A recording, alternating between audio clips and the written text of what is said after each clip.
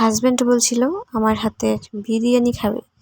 তো পরিবারের সবার জন্য রান্না করলাম। তো কি করলাম আজকে তাই থাকছে আজকের ব্লগে। আসসালামু আলাইকুম, welcome back to my channel. আমি তন্নি আক্তার বলছি গাজীপুরের কাপাসিয়া থেকে। আমার প্রাণপ্রিয় কলিজার ভাইয়ারা আপুরা, আশা করছি যে যেখানে আছেন সুস্থ আছেন, ভালো আছেন। আলহামদুলিল্লাহ আমি আমার পরিবার নিয়ে ভালো আছি।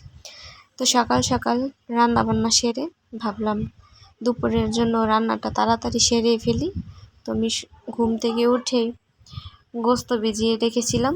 তো এটা কিন্তু আমাদের কুরবানির গোস্ত। তো ভাবলাম কুকারে বসিয়ে তারপর একটু শুয়ে বসে থাকি। তো বসে থাকতে থাকতে হয়ে যাবে গোস্তটা। তারপর মাটির চুলায় পোলাওটা আর কি বসাবো,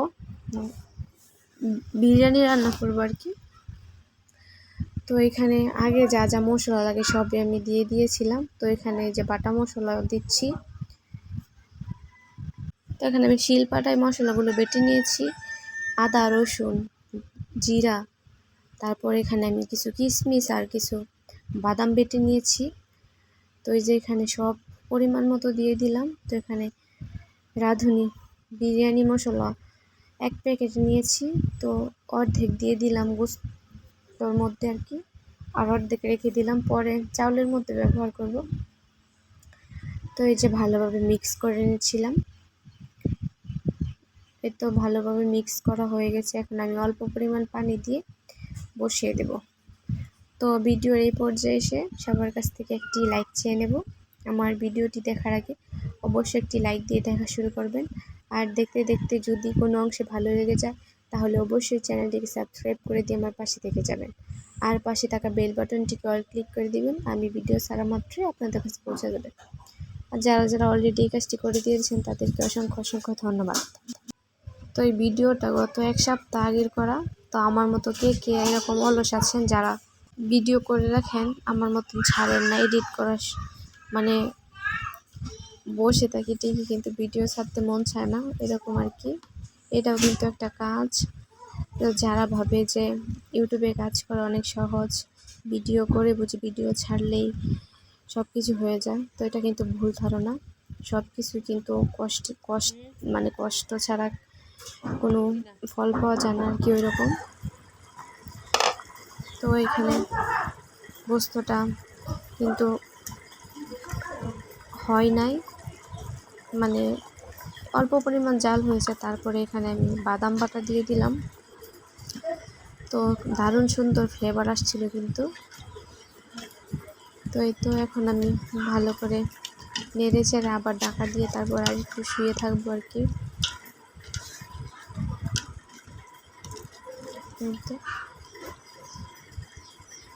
তো এদিকে আমি পোলাও চাল ধুয়ে পানি ঝরিয়ে রেখেছি।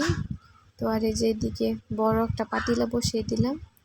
তো আমি আজকে 2 কেজি চাউলের বিরিয়ানি রান্না করব।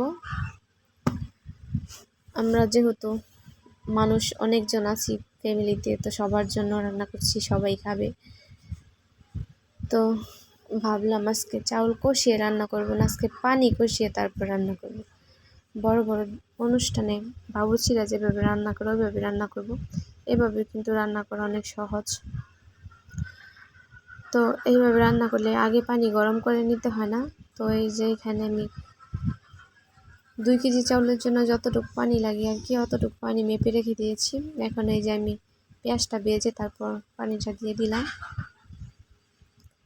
তো এখন আমি পানির মধ্যে একে একে যা যা মশলা দেওয়ার দরকার আর কি ওইটা দিয়ে দিব। তো বিরিয়ানির মশলাটা দিয়ে দিলাম। তারপর আমি দুধ রেখেছি দেওয়ার জন্য, এই দুধটা দিয়ে দিলাম।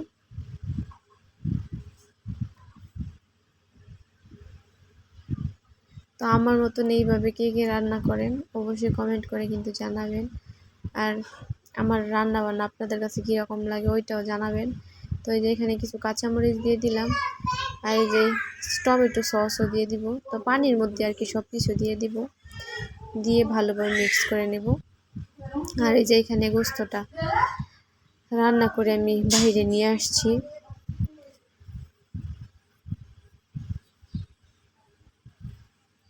আর এইদিকে পানিটা যখন ফুটে উঠবে তখন আমি চাল দিয়ে দিব আর কি। এই তো পানিটা প্রায় ফুটে উঠেছে।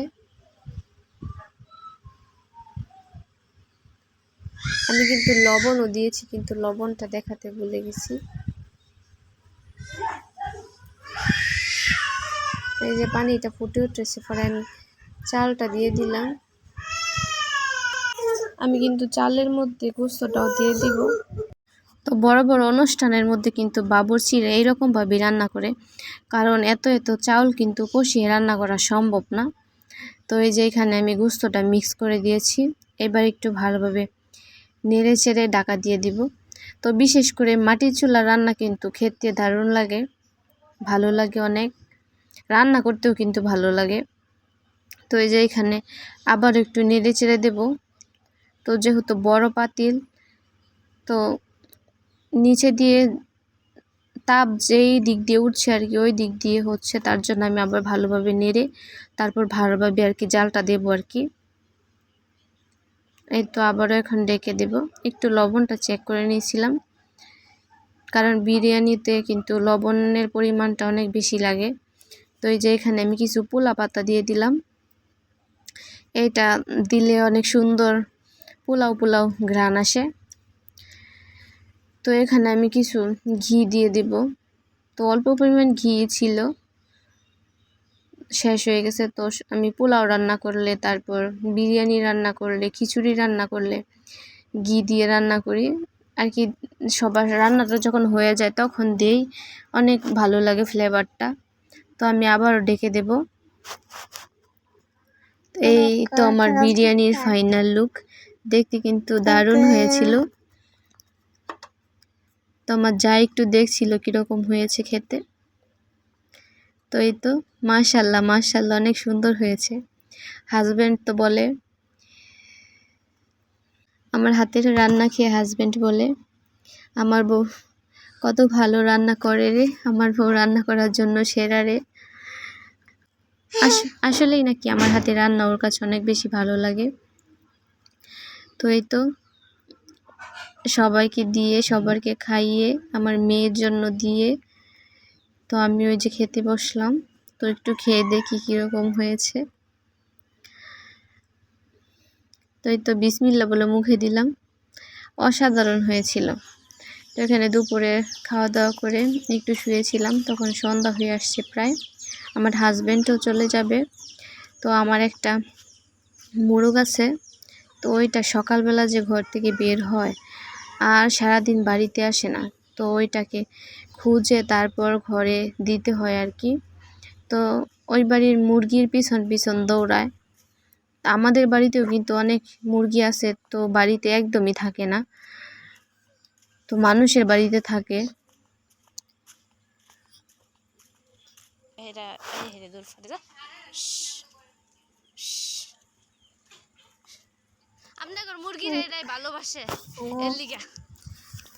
যাদের বাড়িতে থাকে ওরা বলছিল যে আপনাদের মুরগি সারাদিনই আমাদের বাড়িতে থাকে।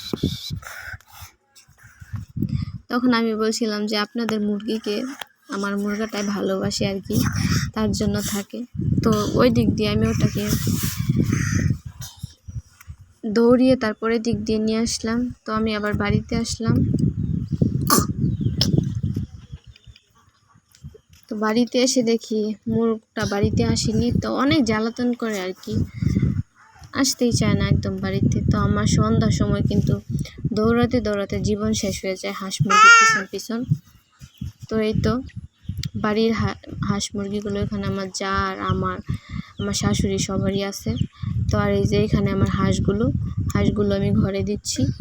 তো সবাই আমার হাঁসগুলো দেখে মাশাল্লাহ বলবেন, এগুলো কিন্তু প্রায় ডিম দেওয়ার উপযোগী হয়ে গেছে, আর মাসেখানি পরে ডিম দেওয়া শুরু করবে আর কি, আশা আছে।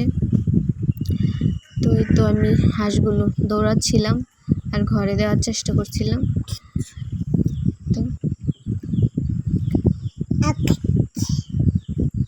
তো একটা একটা করে যায়, অনেক টাইম লাগে দিতে দিতে, সন্ধ্যা পের হয়ে যায় আর কি,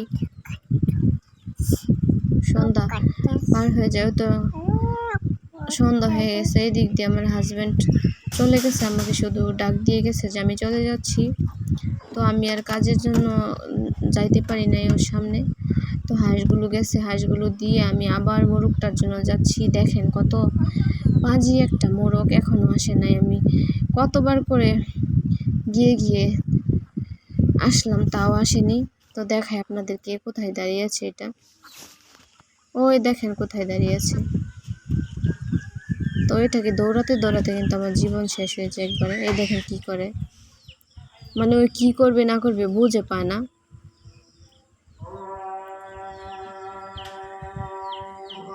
একবারে অন্ধকার হয়ে যাবে, তারপরও ঘরে যাবে না। আমার এখানে দাঁড়িয়ে থাকতে থাকতে অনেক ক্লান্ত লাগে, দৌড়াতে দৌড়াতে পা ব্যথা করে একদম। ওই দিন ধরেই নিয়েছিলাম জবাই করে খেয়ে নেবো, তো আমার হাজব্যান্ড বলছিল আর একটু বড় হোক তারপর নাকি জবাই করবে। তো আর কিছু বললাম না। তো এই যে দুটোটাই আমার কিন্তু মুরগি। তো আজান পড়ে গেছে, হাঁস মুরগি ঘরে দিয়ে নিয়েছি। এখন কিছু কাপড় আছে, এগুলো নিয়ে ঘরে চলে যাব। তো আমার আজকের ভিডিওটি আপনাদের কাছে কীরকম লেগেছে অবশ্যই কিন্তু কমেন্ট করে জানাবেন। আর যদি ভালো লেগে থাকে তাহলে অবশ্যই বেশি বেশি শেয়ার, সাবস্ক্রাইব, লাইক দিতে ভুলবেন না। তো সবাই ভালো থাকবেন, সুস্থ থাকবেন। আজকের মতো এখানে বিদায় নিচ্ছি। আল্লাহ হাফেজ, আসসালামু আলাইকুম।